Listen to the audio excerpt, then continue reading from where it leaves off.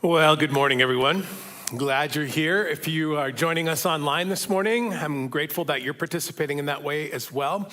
At the end of our service, we're going to go to the Lord's table together, communion. So if you are watching online and you want to get some elements ready, why don't you go ahead and grab something so that you can join us in that way as well. We do this on the first Sunday of the month. That's the same way it was done in the church that I grew up in. When I was a child, we always had communion on the first Sunday. It's part of the tradition here, part of what we've done in a lot of churches. I started participating in communion probably when I was about 10 years old. And I'm 58 years old now. That's 48 years. And I estimate that I've probably done this meal, this ceremonial meal that we're about to participate in. I've probably done this at least 500 times on first Sundays of the month. Now, I've also been serving in above average sized churches for the last 20 or so years where there's multiple services. So mostly 3 services a weekend for a long, long time now. So that means I've probably done this, including other settings as well, maybe 800 or so times. Can anybody relate? Jim, Brenda? Yeah, like some of us have done this lots and lots and lots. It's possible that some of you have never experienced this before. Doesn't matter. I'm grateful that you're here from all ranges here. I'm thrilled. Listen, when I was growing up too, the services that we did communion took on a little extra pageantry sometimes. I grew up in a Baptist church, and we had this tradition where the table would be at the front, and the pastor, or maybe 2 pastors, would be at the front of this table, and then the deacons would be flanked in formation, usually 4 on a side, and they would do the same prayers, and they would pass the trays from in to out, and they'd try to time it so that it was all very proper, and then they'd fan out, and then the pastors would sit and be prayerful and contemplative. And then the deacons would serve the whole room, and then they would gather in a formation at the back, and they would kind of march down the aisle and do the same thing, pass things back. And then it was all very precise, all very orchestrated. I've only been part of one communion service here at Stack. It was a month ago, and I was grateful. I don't understand all the traditions here yet, but I was grateful that the emphasis was not on precision here, but on meaning, which is a good thing. And that's my intent with this message. I want to attach deep meaning to the table. Even if you've done this a lot, I'd like to try to help you have an experience with communion that's uniquely meaningful. And that's not because we're going to change it up or do something in some different way. There's not going to be any surprises in the way we serve or partake, but what may be different is your headspace. What I'm going to do is teach a message about the Last Supper experience that Jesus has with his disciples. And if this goes the way I hope, it may help your experience of communion happen in maybe with a new perspective. So we've been teaching the high points of the Gospel of Mark since January. We're up to chapter 14 now. And this is where the narrative slows. This happens in all 4 Gospels, Matthew, Mark, and Luke, and John. The narrative slows as Jesus gets closer to the cross. All 4 Gospels slow as Jesus moves toward Jerusalem. Most of Jesus' ministry takes place outside Jerusalem, largely because his ministry is a threat to the religious status quo.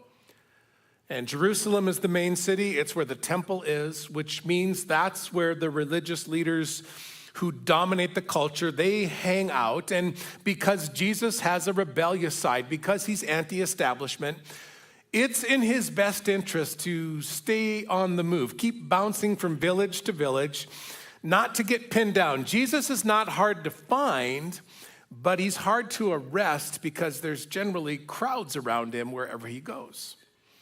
So we re-enter the story with Jesus heading toward Jerusalem. He's with his disciples, and their intent is to celebrate the Passover.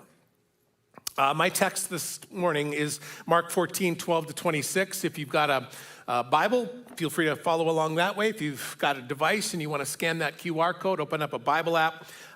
You can also just follow the words on the screen as well. Now, I'm not going to read all of my text in a chunk. What I'm going to do is tease it out kind of slowly And then I'll add some perspectives from the other gospel writers as well, from Matthew and Luke, even a couple of insights from John. And we'll look at sort of what all of the New Testament Gospels say about the Last Supper. And I'll sort of string this together like commentary, like it's one story. And I want to credit a couple sources. There's a couple of books that I've turned to frequently this time of year for messages like this. The first one is a classic, one of my favorites, The Jesus I Never Knew by Philip Yancey. And then another one called Sitting at the Feet of Rabbi Jesus by Ann Spangler and Lois Tverberg. Tverberg, great name. Anyway, this talk is heavily influenced by those two sources, especially the cultural stuff, and then some inspiration for combining all of these different references from the different Gospels is stolen from Andy Stanley. So here we go. Passover, that's the setting here. Passover is a massive annual celebration for the Jewish people. It's a day to get together to celebrate God's provision back in ancient Egypt. It's a celebratory meal designed to remind everybody about when God liberated Israel from slavery.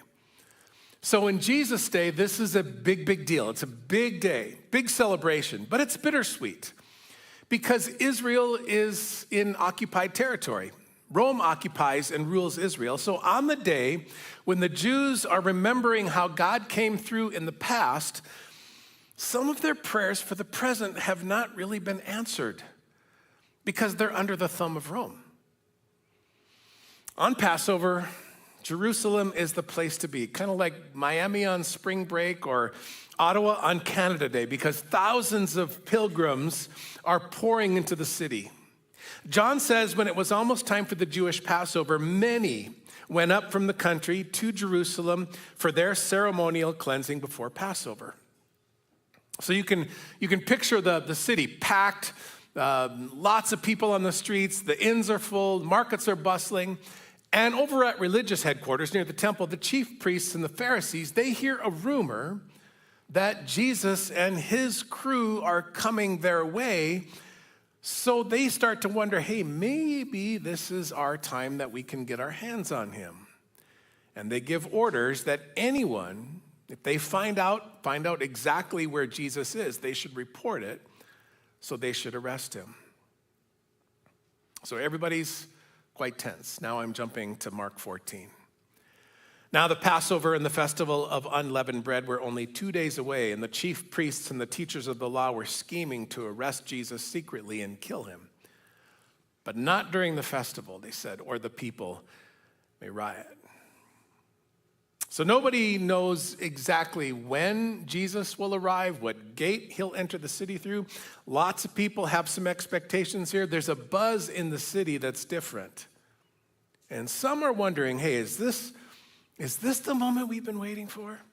Because there's a lot of enthusiasm around Jesus, and some hope maybe this will be the Passover that will finally be reminiscent of the original one. Maybe this is the day they escape the clutches of Rome. Maybe this is the day Jesus will proclaim himself king, recruit an army, and rid themselves of the Romans once and for all. So everybody's charged up.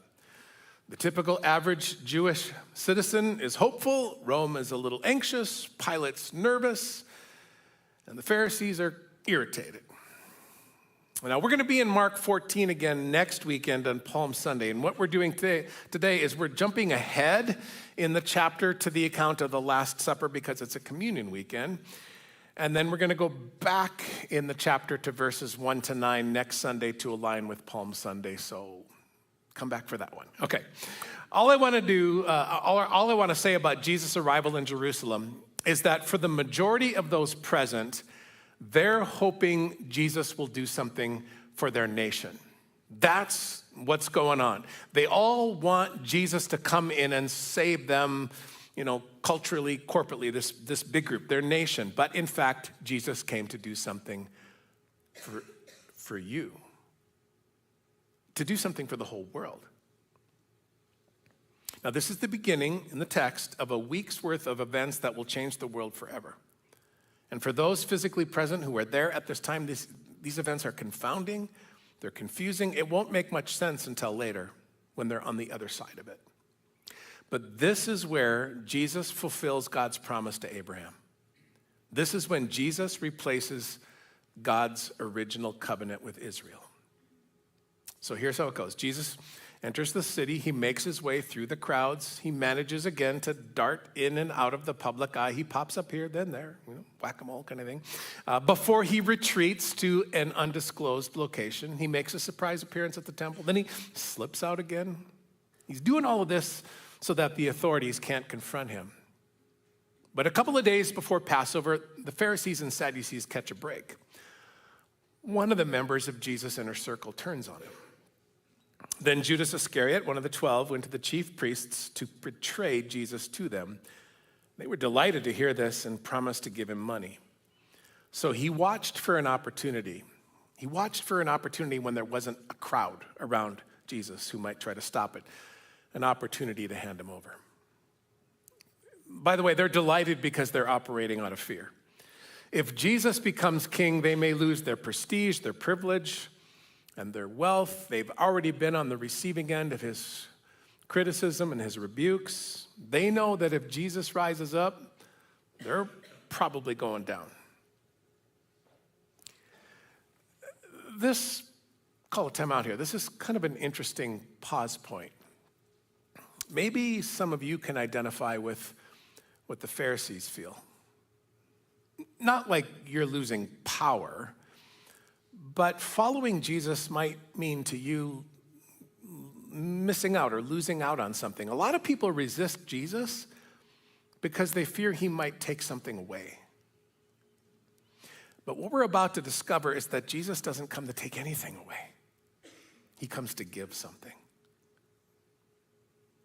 So, as the cliche goes, stage is set. And in and around Jerusalem, you have the kingdom of this world ready to take on the kingdom of heaven. But Jesus is a different king bringing a different kingdom. And he intends to win this battle, but he'll do it by giving his life away.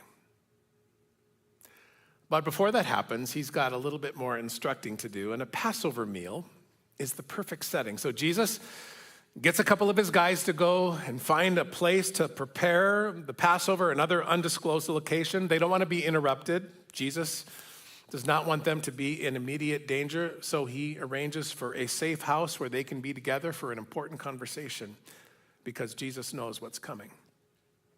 And the extraordinary significance of what takes place at that table doesn't fully sink in until after the resurrection. But here again is how this part goes down. As they're eating, Jesus takes some bread, probably not like this, but probably more like a flatbread, unleavened bread, breaking it, maybe once, who knows, maybe twice. Full of meaning, again, Jesus took bread and when he had given thanks, broke it and gave it to his disciples, saying, "Take it, this is my body." Now, this is where the disciples, if they don't say it, have got to be thinking it. Excuse me, can you just repeat that? What do you mean, this is my body?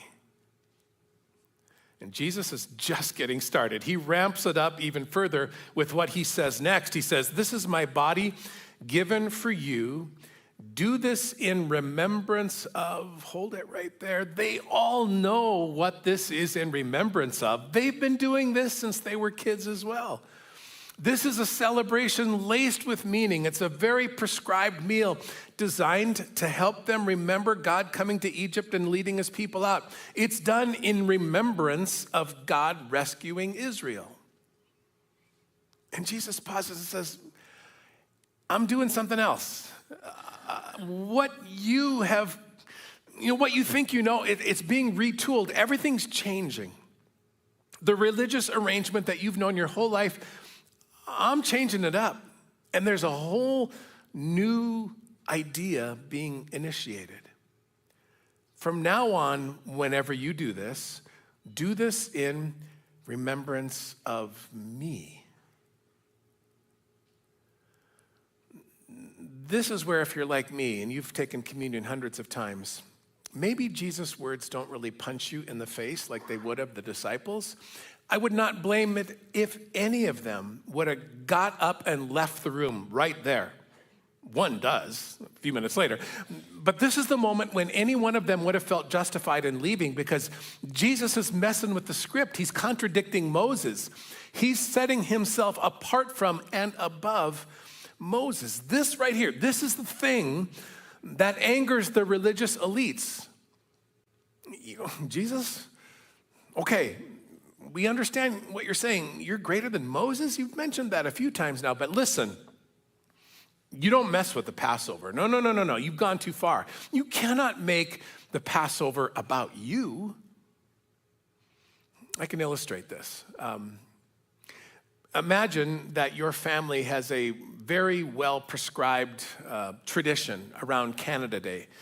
Imagine every day on Canada Day, you throw a huge party with a whole bunch of family and friends, the same group. Maybe it's something your parents did, and then you've picked up the tradition.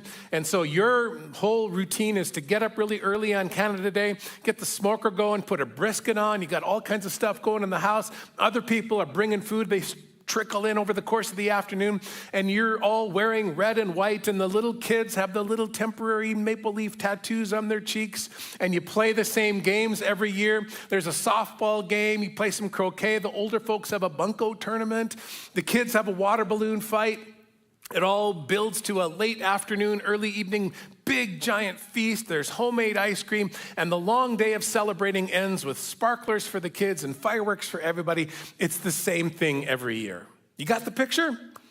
So now imagine that you tell your family and friends, hey, this year, before they arrive, hey, this year, instead of celebrating Canada, they're going to be celebrating you. Like if it was my party and I was doing this, I would declare it Greg Day. And instead of the little maple leaf tattoos, I'd get some of those custom Bitmoji avatar temporary tattoos for the kids, and they'd all have little caricatures of me on their cheeks. And everybody would bring me gifts. And we might have brisket, we might not, but we would definitely have all the foods that I want prepared just the way I like them. And the whole day would be a grand celebration of me. And at the end of the night, instead of fireworks and sparklers, I would sit on a dais and gather everybody around where they would tell me how great I am. That's what the day would be. If I said to you, that's the party, you'd say, no thanks, not coming to that, right? It's kind of what Jesus is doing here. He's messing with them. He's being disruptive. Jesus, listen, like, you're great. Like, you've been our rabbi for 3 years. You've changed our lives, but you can't make the Passover about you. Now, they're only partway through the meal. This is near the beginning, actually. It's awkward. And when they resume the traditional celebration, still wondering, what's he talking about? Why is he messing with the script? I don't understand. After they finish eating, we know this because Luke tells us, in the same way, after supper, he took the cup saying, this cup is, and again, they know what this cup is. They've done this many, many times. The cup represents the blood shed by the animals that their ancestors left over the doorpost in Egypt when they made their escape to the promised land. Those who went before had to slaughter a lamb, a perfect lamb, as a sacrifice and smear some of the blood over the top of the entrance of the house, down the side. And wherever the blood is spread, the angel of death passes over that house and leaves its inhabitants alone. They are protected by the blood of the lamb. That all becomes part of the story. That's the script. That's the deal. So they say to Jesus, listen, we don't think you should be messing with the tradition that we have practiced and the way we've been celebrating Passover for like 1,500 years. Try to wrap your minds around how unsettling this is. After supper, he took the cup, saying, this cup is the new covenant. Not a new covenant, the new covenant. The cup has always been used to celebrate God's covenant with Israel. That's the whole point. To this, Jesus says, from now on, this is about more than Israel. From now on, you're going to celebrate a brand new covenant, and it all begins right here, right now. I don't know if any of them make a connection to Jeremiah. But if any of these guys are on their game and their memories are sharp, their minds may go to a certain few lines from the scroll of Jeremiah, the prophet Jeremiah, spoke of a day when God would establish a new covenant to replace the current one. So 650 years earlier, the prophet says, "The days are coming, declares the Lord, when I will make a new covenant with the people of Judah. And it will not be like the covenant I made with their ancestors when I took them by the hand to lead them out of Egypt." That covenant gets established through Moses when he comes down with the 10 Commandments and all the laws and all the rituals and all the stipulations. It's all about what God would do and what his people had to do and what he wouldn't do if his people didn't. Jeremiah predicts it. Jesus launches it. But it makes sense that it doesn't really land initially. The concept at the core of the replacement covenant is very radical. And getting it requires completely rethinking how humanity relates to God. And it's not going to be easy to grasp.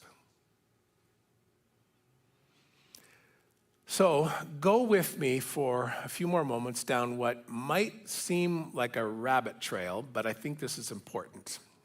I just said the new covenant requires a complete rethink of how humanity relates to God. This is really important. Let me help you feel the significance through an explanation of ancient covenants.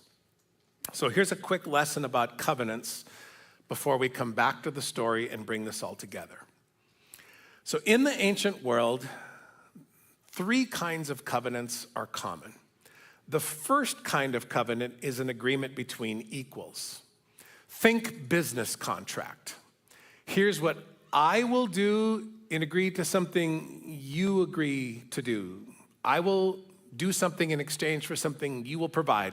It's a I will if you will deal, and if you stop, I'll stop. So 2 parties make an agreement, and in the ancient world, there's more than a handshake usually. It could be a hug or a kiss or both. It might mean cutting of the wrists and sharing of blood. Sometimes there's trading of daughters. There's some dark stuff for sure, some weird stuff, but it's an agreement between equals. So that's the first kind of covenant. The second kind is an agreement between a powerful person and a not powerful person. And the term you might hear is suzerain treaty. The suzerain king dictates terms and conditions to a lesser person, a vassal, who really doesn't have any choice in the matter. So think curfew, or maybe certain Trump tariffs. Too soon for that, maybe? I remember when our son got his license and he began to solo with the car. And I would say something like this to him. I'd say, "Son, okay, here are the keys. I want you in the car home by 11. And if you don't come home by 11, the next time it'll be 10:30. And if you don't come home by 10:30, the next time it'll be 10. And if you don't come home by 10 that time, there will be no next time because I'm the suzerain king and you are a vassal. And that's the way it's going to be." Now, here's the part you got to lean in on, okay? Don't miss this. God's original covenant with the nation of Israel is a bilateral suzerain agreement, like a curfew. God says to them, "Here are my rules." God dictates all the terms. When Moses comes down off the mountain, he has them all sorted. It's all captured in the books of Leviticus and Deuteronomy, the books you don't read much. And if you ever do, you will find yourself discouraged and probably confused because who can possibly do all this stuff? It's complicated, but God is founding a nation, a civilization, and societies need laws and rules, and God is establishing this nation. And he says, this is how it's going to be. It's an I will if you will covenant, but if you don't, I won't. If you don't worship other gods, if you keep my rules, I'll keep you safe. I'll make your crops grow. I'll help you win battles. But if you don't keep my rules, I'm not going to protect you. It's going to be famine, and you're going to get trounced in battle. And that's how it goes for a few generations. There's long, prolonged periods when God leaves Israel to suffer the consequences of their disobedience. At one point, 70 years goes by with Israel being on the outs with God. It's a suzerain vassal covenant. God says, I'm the king, you're the subjects, here's my expectations. Disobey, you'll be punished. Obey, and you'll be blessed. Now here's the third kind of covenant. It's the rarest, and it goes by different names. Sometimes it's called a promissory covenant or a patron covenant, but it works like this. One party, one person, commits itself, binds itself to another for the sole benefit of the other party. One party makes a promise to another party for the benefit of the other. It's not bilateral. It's not I will if you will. It's unilateral. It's unconditional. Think middle school crush. It's a junior higher saying to another, you're my BFF, my best friend forever. I know you're moving to Saskatoon, that's so sad, but nothing changes. I'll love you forever. I'll stay faithful, I'll be loyal. Don't take that too far. But it's unconditional. It's definitely one-sided. It is the promise of unwavering love. And when ancient covenants are formed, they're often ratified in a weird way, or at least it feels weird to us. Something has to die.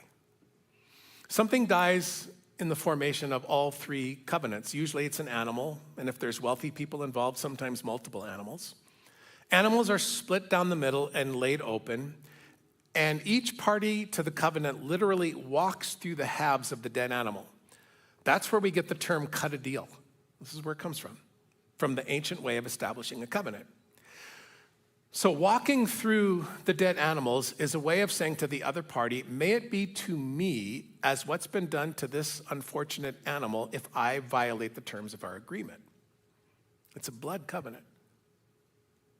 Again, this part is so important. Back to the third kind of covenant, the promissory or patron covenant, where one party makes an unconditional promise to the other.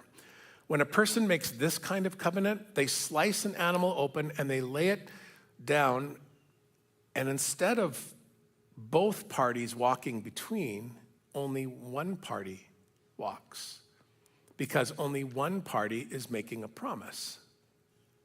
They're putting it all on them.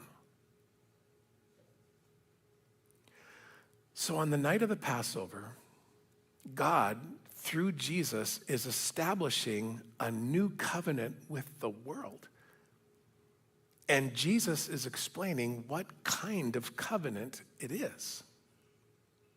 The best place to see this is in Luke. Jesus says to the guys, this cup is the new covenant, and now he clarifies what kind. This cup is the new covenant in my blood,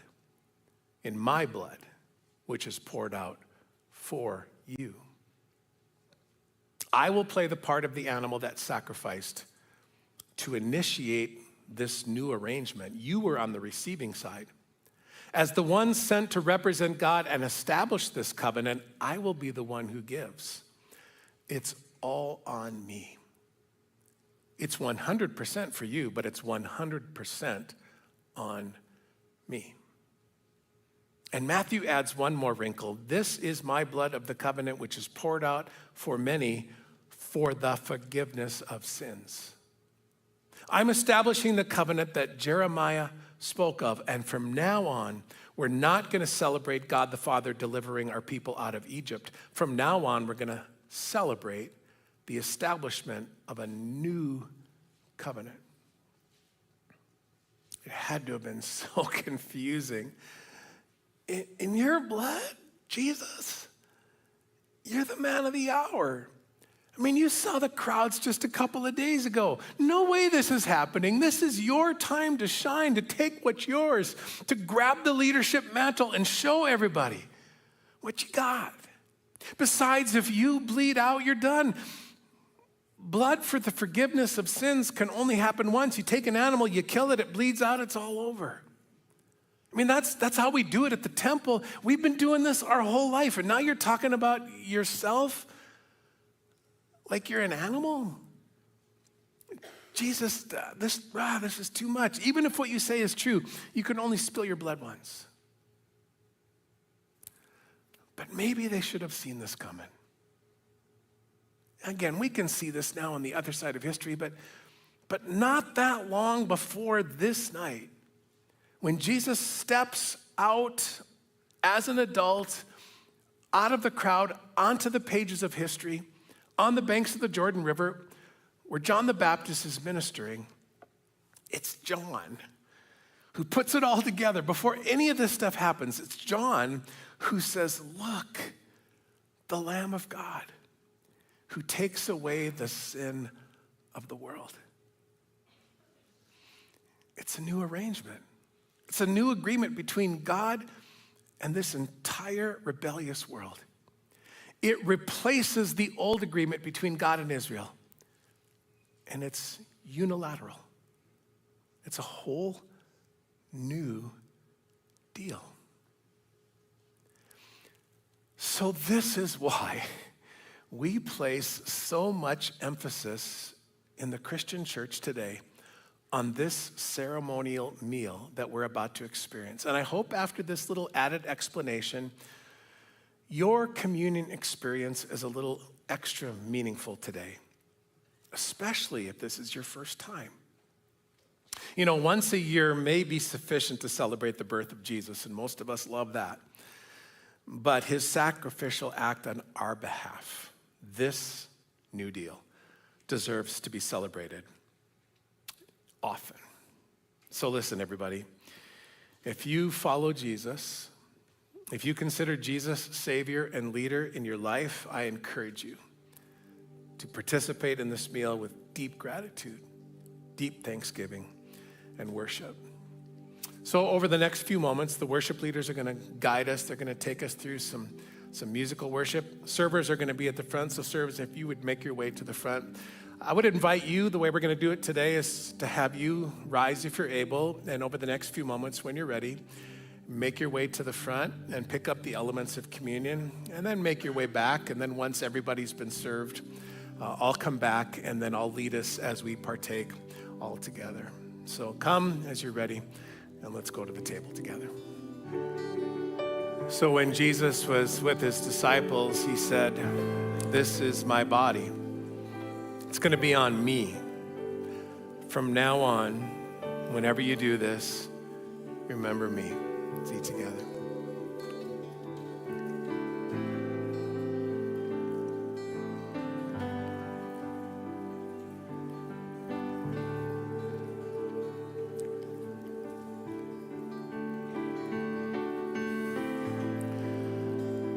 And then later on, Jesus said, the new arrangement starts tonight. This cup, representing my blood, is now the unilateral covenant being established. My blood shed for you for the forgiveness of your sin. Drink and worship. Express your gratitude.